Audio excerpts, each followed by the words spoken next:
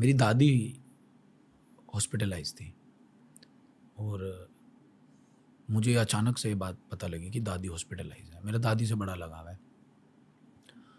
मैं सोकर उठा था सुबह-सुबह, मैंने अपने चाचा के लड़के को बड़ा घबराहट में देखा, तो मैंने पूछा तो वो मुझसे ज़्यादा बातें बताते नहीं हैं परिवार की, भाई को टेंशन हो जाएगी, काम-वाम करते हैं, 10 तरह की चीज़ें करते हैं। तो मैंने फिर भी जानना चाहा, उसने बताया माँ जी हॉस्पिटल में एडमिट है। मुझे उस टाइम पे बस एक ही चीज़ महसूस हुई कि माँ के साथ मेरा लास्ट मोमेंट क्या था? मेरी दादी के साथ मेरा लास्ट मोमेंट क्या था? मुझे याद नहीं आ रहा था।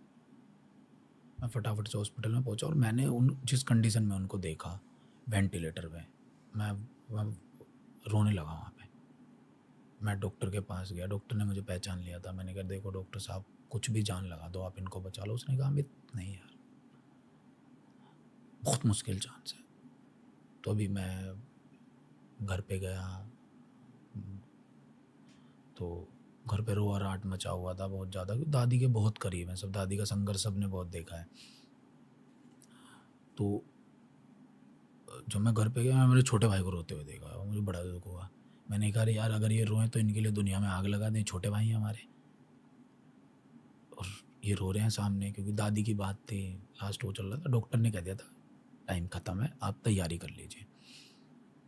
बहुत बुरा होता, मैं बड़ा परेशान था उन दिनों पर। पूजा पाठ मेरे पर लगातार लगा हुआ था कि कोई रास्ते खुल जाएँ, क्योंकि अब तो ना तो यहाँ फ़ेम काम आ रहा है, ना पैसा काम आ रहा है, ना कुछ आ रहा है। भगवान है जो बस एक उम्मीद जिनसे रखते हैं।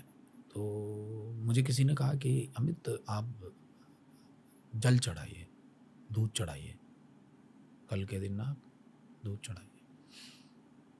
मैंने कहा ठीक है। तो मैंने सुबह दूध चढ़ाया जाके, और मैं जाके आराम से, जब मैं हॉस्पिटल गया उस टाइम कह रहे हैं कि लास्ट है, सारी चीज़ें वो चल रही है, बड़ा परेशान था। तो मुझे पूरे दिन 2 दिन से तो नींद नहीं आ रही थी। मुझे फाइनली घर वालों ने बोला कि थोड़ी देर सो जाओ, तो मुझे नींद नहीं आ रही थी।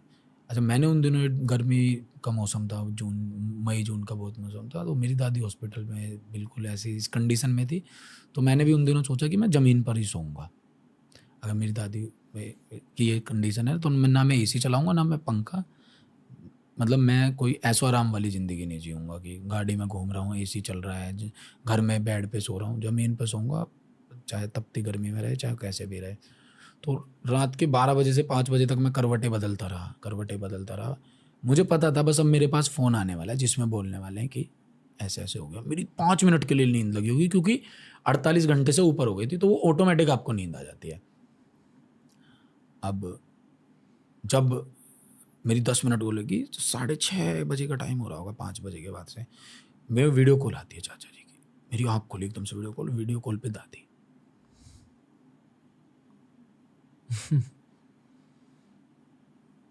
वो तो मुझे वो भैया कहती हैं। तो उन्होंने कहा भैया, ऐसे बोला।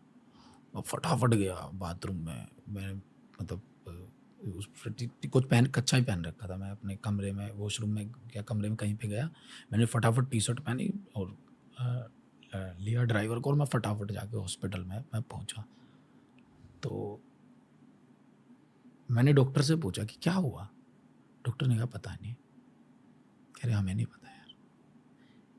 इससे आधारित एक कहानी है कि ब्रह्मा जी माँ पार्वती जी से नाराज़ हो जाते हैं। माँ पार्वती कारण पूछ रही हैं कि क्या कारण है, क्यों नाराज़ है? तो वो बताते हैं, कहते हैं मैं और विष्णु जी कुछ लिखते हैं, किसको क्या देना है, किसका भाग्य कैसा बनना है, क्या लिखते हैं, सब कुछ बना देते हैं। अब हमने सब कुछ लिख दिया है।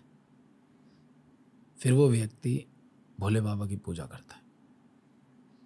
हमारा सब लिखा हुआ बनाया हुआ सब मिटा देते हैं भोले बाबा, अपने हिसाब से दे देते हैं। ये खासियत है उनकी। वो आपकी सबसे प्यारी चीज़ को आपसे जब तक अलग नहीं होने देंगे, जब तक आप उनसे कहते रहोगे अलग मत होने देना। अलग करेंगे क्योंकि प्रकृति का नियम है, आया है तो इंसान जाएगा, लेकिन उस वे में अलग करेंगे, आपको दर्द का एहसास नहीं होगा। आपको बड़े प्यारे तरीके से बताया जाएगा कि अब राइट वे है, अब इनको जाना है। अब या तो आप सरेंडर कर दो मेरे सामने, या फिर आराम से रहो आराम। तो एक वही एक समय होता है, तो उनसे मेरी ये कनेक्टिविटी है। मैंने फिर उसके बाद सोमवार के व्रत बोले कि मैं पूरी ज़िंदगी सोमवार के व्रत रखूँगा। 1.5 साल हो गए आज। मैं सोमवार का व्रत रखता हूँ, रात से स्टार्ट होता है और ट्यूसडे मॉर्निंग में सूर्य महाराज जी को देख के, प्रभु सूर्य को देख के मैं खोलता हूँ। 36-37 घंटे का होते हैं वो। पर क्या आप खाते नहीं? मैं कुछ भी नहीं खाता, सिर्फ फ्रूट और दूध ले लेता हूँ हर सोमवार? हर सोमवार, और वाह। मंगलवार को खोलता हूँ मैं। और ये मैंने ज़िंदगी भर के लिए बोल दिया। वाह। मैंने कहा ये मेरा एक, क्योंकि मुझे पता बोले बाबा जी आप पे कोई फ़र्क नहीं है इन चीज़ों का, आपके लिए तो सब एक बराबर है, लेकिन ये मेरा त्याग है। मैं अपने आप को थोड़ा त्यागना चाहता हूँ कि मैंने आपसे कुछ माँगा, आपने दे दिया। अब मैं अपने आप को थोड़ा-सा बस ऐसे त्यागना चाहता हूँ कि ये 2 दिन कम से कम मैं ऐसे रखूँ, खाने पर कंट्रोल रहे, सोच पर कंट्रोल रहे, बुद्धि अच्छी चले, किसी को गलत ना बोला जाए। मैं सोमवार को मैं काफ़ी चीज़ें अवॉइड करता हूँ कि इनसे नहीं मिलूँगा, गाली देते हैं, इनके मुँह से गाली बहुत निकलती है, इससे नहीं मिलूँगा, ये कामा-का की बातें बहुत ज़्यादा करता है। तो वो 2 दिन बड़े अच्छे रहते हैं। बॉडी का टेम्परेचर भी मैंने फ़ील किया है, काफ़ी अच्छा रहता है। तो मैं किसी भी कैरेक्टर को देख के वेट बहुत घटाता हूँ, बढ़ाता हूँ। इससे मुझे बहुत आसानी मिलती है। अभी मैंने वैसे 22 किलो वज़न घटाया था इस कैरेक्टर के लिए, स्टूडेंट कैरेक्टर प्ले करना था।